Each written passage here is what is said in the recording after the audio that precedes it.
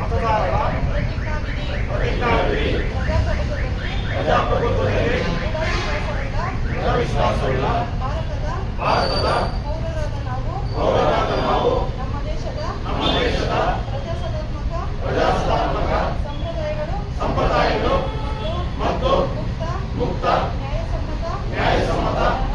ಮತ್ತು ಶಾಂತಿಯುತ ಚುನಾವಣೆಗಳ